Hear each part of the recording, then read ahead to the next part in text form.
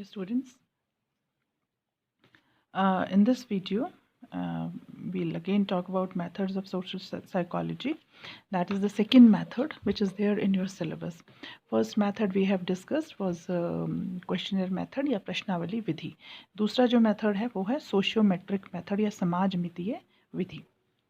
अब जो ये समाजमितीय विधि है ये सबसे पहले 1934 में मोरेनो MORENO मोरेनो नाम के सोशल साइकोलॉजिस्ट ने इसको डेवलप किया था. और ये जो विधि है इसका प्रयोग जो है किसी भी ग्रुप के सदस्यों में आपसी किस तरह का संबंध है, किस तरह का इंटरैक्शन है, किस तरह का आकर्षण है, किस तरह का इंटरपर्सनल अट्रैक्शन है या इंटरपर्सनल रिपल्शन है, किस तरह का इमोशनल क्लाइमेट है, किस तरह की भावनाएं एक दूसरे के प्रति किसी समूह में लोगों में आपस में विद्यमान है, उसकी स्टडी के लिए इसको यूज़ किया जाता है.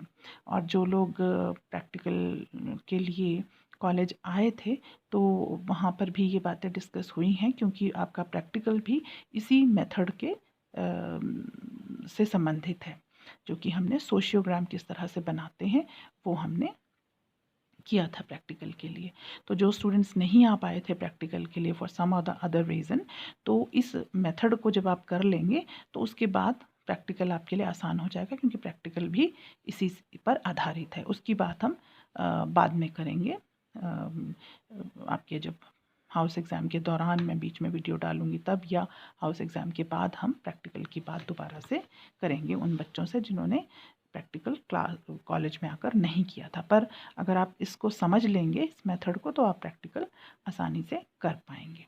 तो मोरिनो ने इसका विकास किया था इस विधि का, और इसको यूज़ किया जाता है किसी समूह में या किसी ग्रुप में किस तरह का रिलेशनशिप है, किस तरह की अंतःक्रियाएं जो हैं होती हैं सदस्यों के बीच में, किस तरह के संबंध हैं, उसको स्टडी करने के लिए. वो ग्रुप कोई भी हो सकता है, वो फैमिली हो सकती है, फ्रेंड्स का ग्रुप हो सकता है, वो साथ पढ़ने वाले लोगों का ग्रुप हो सकता है, कोई भी हो सकता है, किसी टीम का, स्पोर्ट्स की टीम का ग्रुप हो सकता है, इत्यादि. और इससे हम ये जान सकते हैं कि कौन लोग ग्रुप के ऐसे हैं जो आपस में काफ़ी क्लोज़ हैं, कौन ऐसे हैं जो पसंद नहीं करते, कौन ऐसे हैं जिनमें आकर्षण की भावना है, और कौन ऐसे हैं जिनमें आपस में अनबन रहती है. तो वो सारी चीज़ें जो हैं इससे पता चल सकती हैं. देन इसको किस तरह से किया जाता है कि एक तो जब हम किसी ग्रुप को हम कह रहे हैं कि इसमें ग्रुप के लोगों की संबंधों की हम जांच कर स्टडी कर सकते हैं, अध्ययन कर सकते हैं. लेकिन इसमें कुछ एक सावधानियां भी हैं जब हम इस विधि को यूज़ करते हैं किसी ग्रुप के सदस्यों की आपस में किस तरह की रिलेशनशिप है उसको स्टडी करने के लिए. तो एक तो समूह बहुत बड़ा नहीं होना चाहिए, छोटा होना चाहिए, मतलब मैक्सिमम 15-20 लोगों तक का समूह होना चाहिए. और ऐसे होने चाहिए सदस्य जो एक दूसरे को भली भांति जानते हों, काफ़ी समय से वो एक दूसरे से इंटरैक्ट करते हों. तो तभी जो है ये विधि जो है वो विश्वसनीय साबित होती है.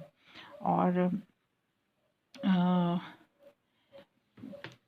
दूसरा ये है कि वो लोग आपस में काफ़ी समय से जुड़े हुए हों, किसी न किसी तरीके का उनका मेल जोल हो, चाहे वो किसी ऑफिस के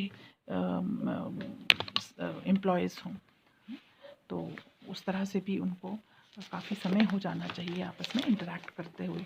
अगर वो फ्रेंड्स हैं तो again they should be friends for quite a long time. Family members तो आपस में जुड़े होते ही हैं काफ़ी समय से. तो इस तरह से एक ग्रुप जो है उसको सेलेक्ट करना होता है जहाँ पर काफ़ी लंबे समय से लोगों के बीच में संबंध हैं, अंतर्क्रियाएं हैं, तभी वो एक दूसरे के प्रति सही जानकारी दे सकते हैं, या तभी वो एक दूसरे के प्रति आकर्षण का अनुभव कर सकते हैं अगर वो एक दूसरे से संपर्क में होंगे काफ़ी समय से.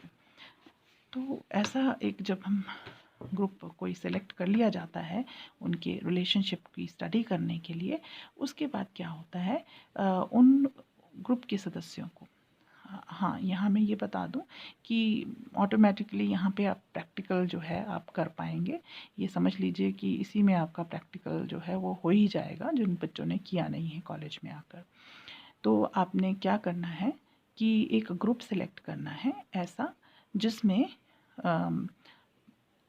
मतलब 5 से ज़्यादा सदस्य हों, लेकिन 10-15 से ज़्यादा नहीं हों सदस्य। ऐसा एक ग्रुप सेलेक्ट करना है ऐसे लोगों का जो काफ़ी समय से एक दूसरे को जानते हों, कम से कम 3-4 साल से तो जानते ही हों। उस तरह का अपने फ्रेंड्स का है, क्लासमेट्स का है, फैमिली तो खैर होता ही है कि वो काफ़ी लंबे समय से एक दूसरे के साथ होते हैं। नेबर्स या पड़ोस का भी ग्रुप आप कर सकते हैं, पड़ोसियों का भी। तो उस तरह के ग्रुप्स में रिलेशनशिप्स को स्टडी करने के लिए इसका प्रयोग जो है हम कर सकते हैं, सोशियोमेट्रिक मेथड का, समाजमितीय विधि का। अब क्या होता है कि जैसे वो कर लिया, एक सिलेक्ट कर लिया ग्रुप, उसके बाद आपने उस ग्रुप के सामने ये प्रश्न रखना है कि किसके साथ आप अपना ज़्यादा वक्त बिताना चाहेंगे जब आपके पास समय हो तब। मतलब with whom would you like to spend your spare time or leisure time। ठीक है, तो इस तरह से क्वेश्चन, मान लो 10 लोगों का ग्रुप है, आपने उनको बिठा दिया इकट्ठा और उनसे आपने ये प्रश्न पूछा कि किस तरह के किनके साथ, किसके साथ आप अपने ग्रुप के सदस्यों में से किसके साथ आप सबसे ज़्यादा टाइम स्पेंड करना चाहेंगे, समय बिताना चाहेंगे, या खाली वक्त में आप उनके साथ रहना चाहेंगे। तो इस तरह से आपने एक प्रश्न दे दिया। तो जो प्रश्न किसी ग्रुप के व्यवहार को स्टडी करने के लिए, रिलेशनशिप को स्टडी करने के लिए ग्रुप के सामने रखा जाता है, उसको बोलते हैं सोशियोमेट्रिक क्राइटेरिया। तो सोशियोमेट्रिक क्राइटेरिया जो है, या सोशियोमेट्रिक जिसको बोलेंगे मानदंड जो है, वो प्रश्न होता है जो ग्रुप के सामने रखा जाता है। एक ही होता है, वो सभी के सामने वो एक ही प्रश्न रखा जाएगा, और उस प्रश्न का जो रिस्पॉन्स है वो हर ग्रुप मेंबर अपने हिसाब से देगा। तो आपने मान लो जैसे 6-7 लोगों का ग्रुप आपने सिलेक्ट किया, उसको आपने ये क्वेश्चन पूछा और थोड़ा उनको दूर दूर बिठा के आपने उनको एक एक कागज़ दे दिया और पेन दे दिया कि आप जो है इसमें उसका नाम लिखें, व्यक्ति का जिसके साथ आप सबसे ज़्यादा समय बिताना पसंद करते हैं या करेंगे जब भी आपके पास समय खाली होगा। तो उसमें वो एक व्यक्ति का नाम भी लिख सकते हैं, 2 का भी लिख सकते हैं और 3 का भी लिख सकते हैं। ठीक है, तो वो अपने उस क्रम में वरीयता या चॉइस के क्रम में वो उनका नाम लिख सकते हैं। अब जब उन्होंने वो नाम लिख लिया, एक तो ये ध्यान रखना है कि उनको एक दूसरे का पता नहीं चलना चाहिए कि किसने कौन सा नाम लिखा है। तो दूर दूर बिठा कर करना है उनको, और फिर वो जो है सीक्रेट रखना है, एक दूसरे को नहीं बताना है उनमें से, नहीं तो उनमें आपस में अनबन हो सकती है उस ग्रुप में। तो आपने वो ले लिया, वो कागज़ जिस पे उन्होंने नाम लिखे हुए हैं, और उनको थैंक्स कह के वो उनको आपने जाने दिया। उसके बाद जो आपने वो कागज़ लिया है उसको आपने अपने पास रख के उसका अध्ययन करना है कि किस तरह से रिस्पॉन्सेज दिए हैं। और फिर जैसे मान लो ग्रुप के विभिन्न सदस्य हैं, उनको 1 2 3 4 नंबर इस तरह से कोडिंग दे दिया या ABCD दे दिया, क्योंकि पूरे पूरे नाम लिखना तो फिर मुश्किल होगा। और फिर हम उसको सोशियोग्राम बनाएंगे। तो यही आपका प्रैक्टिकल है कि मेक अ सोशियोग्राम। अब सोशियोग्राम कैसे बनता है कि जैसे मान लो ये ग्रुप है यहाँ पर, तो ये कितने लोग हैं इसमें, 1 2 3 4 5 6 7 8 9 लोगों का एक ग्रुप है। और उसी तरीके से उनको एक प्रश्न दिया गया, उन लोगों ने अपने अपने जो उत्तर थे वो एक चिट पे लिख दिए और आपने वो चिट या स्लिप ले लिया। उसके बाद आपने हर व्यक्ति का कोड दे दिया। मान लो उसमें एक व्यक्ति है जिसका नाम है कुछ भी हो सकता है नाम, क्या बोलूँ मैं, कोई भी नाम हो सकता है, दिशा है मान लो, उसको आपने दे दिया कोड 1। फिर उसमें कोई दूसरा है व्यक्ति जिसका नाम है रेखा, उसको आपने 3 दे दिया। फिर कोई मेल है, उसका नाम है पवन, उसको आपने कोड 4 दे दिया। इस तरह से कोड दे दिया आपने हर ग्रुप मेंबर को, ताकि आपको ये जो बनाना है आपने सोशियोग्राम इस तरह का, उसमें आपको नाम ना लिखने पड़े बल्कि नंबर्स से आप उनको रिप्रेजेंट कर सकें। तो इस तरह से आपने ऐसे फिर बाद में क्या किया कि इस तरह से आपने नंबर्स लिख दिए रैंडमली 1 2 3 4 5 6 ऐसे करके कहीं भी लिख सकते हैं आप। तो ये 9 का ग्रुप था, तो यहाँ इस तरह से 1 2 3 4 5 6 7 8 9 कहीं पर भी आप लिख सकते हैं, इनको थोड़ा थोड़ा दूर दूर फैला के ऐसे लिख लीजिए। उसके बाद आप देखिए कि चिट्स में किस तरह के रिस्पॉन्सेस आए हैं। तो मान लो जिसको आपने 1 दिया है उसने नंबर 2 वाले को जो है वो प्रेफर किया है अपना खाली टाइम में समय बिताने के लिए। तो यहाँ पे आप क्या करेंगे, 1 से 2 की तरफ एक एरो बना देंगे इस तरह से। 1 ने प्रेफर किया 2 को। अब यहाँ आप देख रहे हैं डबल एरो है, इधर को भी एरो इधर। इसका मतलब क्या हुआ कि 1 ने प्रेफर किया था 2 को और 2 ने किया हुआ था 1 को। तो इस तरह से 1 और 2 इसका मतलब आपस में म्यूचुअल लाइकिंग है इनकी, दे आर गुड फ्रेंड्स। ठीक है, तो इसलिए 1 ने 2 को किया, 2 ने 1 को किया, और साथ ही साथ 2 ने एक और को भी किया, 5 नंबर वाले को भी कर दिया प्रेफर। ठीक है, तो 2 ने 1 को भी किया था और 5 को भी कर दिया। उसी तरह से 1 ने 2 को 2 की तरफ भी एरो किया हुआ है और 3 की तरफ भी है, और 3 ने भी 1 को किया है। तो जो व्यक्ति प्रेफर करता है वहाँ से दूसरी तरफ को एरो जो जाता है, इसका मतलब इसने इसको किया है। लेकिन जो डबल एरो होते हैं इसका मतलब इसने इसको किया और इसने वापस इसको किया। तो इस तरह से ये जो सोशियोग्राम है उसका निर्माण होता है, वो बनता है। अब यहाँ आप देखेंगे फिर 3 ने किया है 5 को प्रेफर, 3 से 5 की तरफ एरो जा रहा है, इसका मतलब 3 वाले ने 5 नंबर को किया है प्रेफर, और 4 ने 3 को भी किया है और 4 ने 5 को भी किया, और साथ में 5 ने 4 को भी कर दिया।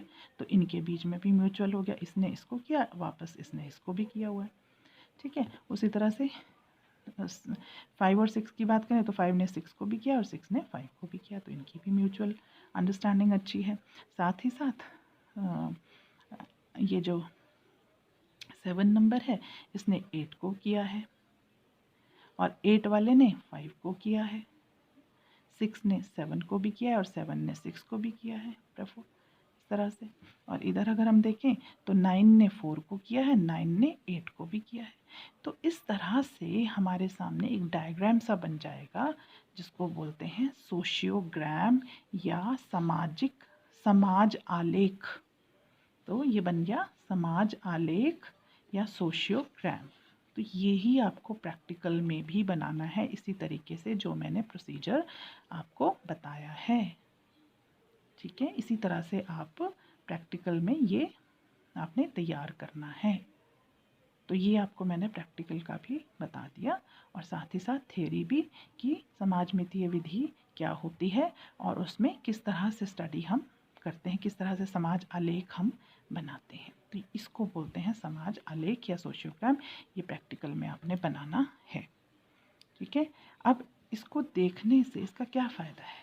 इसको देखने से हमें बहुत सारी बातें जो हैं अपने आप पता चल रही हैं। एक 9 लोगों का ग्रुप है जिसमें 9 मेंबर हैं, उसमें क्या क्या हो रहा है हमें पता चल रहा है। कैसे कि यहाँ पे ये दोनों तरफ एरो है, इसका मतलब 1 और 2 जो हैं आपस में फ्रेंड्स हैं, लाइकिंग है, दोनों की म्यूचुअल लाइकिंग है। उसी तरीके से 1 और 3 भी आपस में फ्रेंड्स हैं, म्यूचुअल लाइकिंग है। उसी तरीके से सबसे ज़्यादा किसको लाइकिंग मिल रही है? 5 को। 5 की तरफ सबसे ज़्यादा एरो आ रहे हैं, तो इसका मतलब 5 जो है वो स्टार ऑफ द ग्रुप है। 5 सबसे पॉपुलर व्यक्ति है ग्रुप में, उसको सब पसंद करते हैं, तो वो स्टार ऑफ द ग्रुप बन गया। ठीक है, देन 4 और 5 के बीच में भी म्यूचुअल दोस्ती है क्योंकि 5 ने 4 को किया, 4 ने 5 को किया, इस तरह से। इसी तरह से 6 और 7 के बीच में भी म्यूचुअल दोस्ती है, 6 और 5 के बीच में भी म्यूचुअल दोस्ती है। तो इस ग्रुप में काफ़ी लोगों की आपस में अच्छी अंडरस्टैंडिंग है या फ्रेंडशिप है। एंड सबसे ज़्यादा पॉपुलर कौन है इस ग्रुप में? नंबर 5। ये हमें पता चल गया। अब कोई व्यक्ति ऐसा भी हो सकता है जो दूसरों को प्रेफर कर रहा है लेकिन उसको कोई प्रेफर नहीं कर रहा, जैसे कि नंबर 9, ये 4 को भी प्रेफर कर रहा है, 8 को भी कर रहा है, पर इसको कोई नहीं कर रहा प्रेफर। तो इसका मतलब ये जो नंबर 9 है ये रिजेक्टेड है ग्रुप द्वारा। बेचारा ये तो औरों को कर रहा है प्रेफर, लेकिन इसको कोई नहीं कर रहा, तो ऐसा जो है वो मेंबर वो रिजेक्टेड है। कोई और भी हो सकता था, जहाँ पर मान लो ये कोई एक और होता, इसमें इस तरह से 10 लोगों का ग्रुप होता, तो इसको कोई ना तो प्रेफर कर रहा है ना ये किसी को प्रेफर कर रहा है, तो ऐसा व्यक्ति जो है वो आइसोलेट कहलाएगा। आइसोलेट है ना, यानी कि सबसे आइसोलेटेड है, ना इसको कोई पसंद कर रहा ना ये किसी को, ये बिल्कुल अलग थलग है। तो इतनी सारी इन्फॉर्मेशंस जो हैं हमें पता चल जाती हैं एक समाज आलेख या सोशियोग्राम के थ्रू। तो ये आपने समझ लेना है ठीक से। इस वीडियो को भी बार बार आप प्ले करके समझ सकते हैं, और साथ में अपनी बुक्स से भी समझ लेना है, और इस तरह से इसको आपने बनाना है। अपना एक ग्रुप चूज़ करना है प्रैक्टिकल के लिए, उन लोगों के ऊपर आपने सोशियोग्राम बनाना है उनके रिस्पॉन्सेस के आधार पर अभी एग्ज़ाम के लिए, थ्योरी के लिए तो आपने सिर्फ इसकी थ्योरी ही करनी है, उसको नहीं और कुछ नहीं करना, सिर्फ आपने बुक से ही पढ़ना है और इस वीडियो से ही समझ के उसकी थ्योरी लिखनी है। लेकिन प्रैक्टिकल में भी आपने इस तरह से एक ग्रुप चूज़ करके इस तरह का सोशियोग्राम बनाना है। इसको समझने की कोशिश करो, और बाद में प्रैक्टिकल इस तरह से आपने इसको करना है, एक सोशियोग्राम अपना अलग से तैयार करना है। ठीक है, ये हो गया समाज आलेख या सोशियोग्राम। अब उन्हीं रिस्पॉन्सेस के आधार पर हम एक ये भी बना सकते हैं, और एक इस तरीके की टेबल की फॉर्म में भी हम इसको बना सकते हैं, जिसको बोलेंगे समाज मितीय मैट्रिक्स या सोशियो मैट्रिक्स। अब इसमें क्या है, इधर हमने लिख दिया, जैसे 9 लोगों का ग्रुप है तो 1 2 3 4 5 6 7 8 9 ये लोग इधर लिख दिया, ये वो हैं जो चूज़ कर रहे हैं। और दूसरे हैं किसको कर रहे हैं, इधर भी 1 2, क्योंकि 9 लोगों का है तो एक बार हमने 1 2 3 4 5 6 7 8 9 इधर लिख दिया, एक बार 1 2 3 4 5 6 7 8 9 इधर। मतलब ये ग्रुप है जिसमें 9 लोग हैं, जो ऊपर वाला ही ग्रुप है। उसी इन्फॉर्मेशन को हम दूसरी तरह से भी, एक तो इस तरह से रिप्रेजेंट कर सकते हैं और ऐसे भी कर सकते हैं टेबल की फॉर्म में। अब इसमें नंबर 1 जिसको दिया था उसने प्रेफर किया एक तो 2 को और 3 को, तो मतलब 2 के नीचे भी टिक है, 3 के नीचे भी टिक है। अब नंबर 2 था जो, उसने नंबर 1 को भी प्रेफर किया और नंबर 5 को भी किया। इसी को, ये इन्फॉर्मेशन देखो, 2 ने नंबर 1 को भी किया हुआ है, नंबर 5 को भी किया हुआ है। उसी तरह से 3 ने किया 1 को और 5 को, तो 1 के नीचे टिक, 5 के नीचे टिक। 3 ने किया 1 को और 5 को। यहाँ 4 ने किया 3 को एंड 5 को, तो 3 ने किया 1 को एंड 5 को। 4 ने किया 3 को एंड 5 को। 4 ने किया 3 को एंड 5 को। तो इस तरह से सबका हमने रिस्पॉन्स जो यहाँ थे इस तरह से भी बन सकता है, और मैट्रिक्स ये टेबल की फॉर्म में भी इस तरह से बन सकता है। जो जिन्होंने चुना है वो इस तरफ, और जिनको चुना गया है उनको हमने ऐसे लिखा है, और उसके नीचे इस तरह से टिक लगा दिए गए। लास्ट में टोटल कर दिया गया कि 1 को कितने लोगों ने चुना, 1 2 जितने टिक होंगे उतने लोगों ने चुना है। मतलब 1 को कितने लोगों ने चुना, 2 लोगों ने। 2 को कितने लोगों ने चुना, एक ही टिक है यहाँ पे, 1 ने। 3 को 1 2 3 सॉरी 1 और 2, ये नहीं है 2।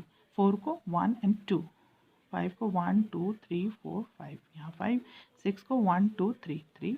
7 को 1, ये 8 को 1 2, ये 9 को 0। किसी ने भी नहीं चुना ना 9 को, यहाँ पर देख सकते हैं आप 9 ने चुना है, 9 को किसी ने नहीं चुना है, तो इस तरह से 0। अब देखेंगे सबसे ज़्यादा किसको मिले हैं, 5 को, क्योंकि यहाँ 5 को ही तो सबसे ज़्यादा मिली थी प्रेफरेंसेस, तो 5 इज़ द स्टार। 9 को 0, 9 इज़ रिजेक्टेड। और बाकी जो हैं कुछ लोगों में आपसी वो हैं दोस्तियां हैं, जो हम देख सकते हैं कि 2 ने 1 को चुना है, 2 ने 1 को चुना है और 1 ने 2 को चुना है। तो इस तरह से हम यहाँ से भी फाइंड आउट कर सकते हैं यही सब चीज़ें, पर इसमें ज़्यादा अच्छे से दिखाई देती हैं ये सब चीज़ें as compare to the matrix, इसलिए ये ज़्यादा पॉपुलर है। पर ये दोनों ही तरीके हैं सोशियोमेट्री में किसी ग्रुप के रिलेशनशिप को स्टडी करके उसका डायग्रामेटिक रिप्रेजेंटेशन करने के लिए, उसको डायग्राम की फॉर्म में, मैप की फॉर्म में रिप्रेजेंट करने के लिए।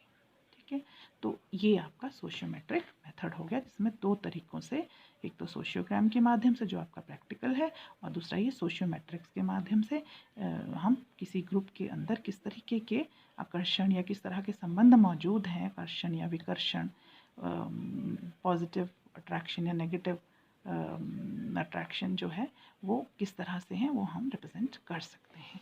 अब उसी तरीके से इसके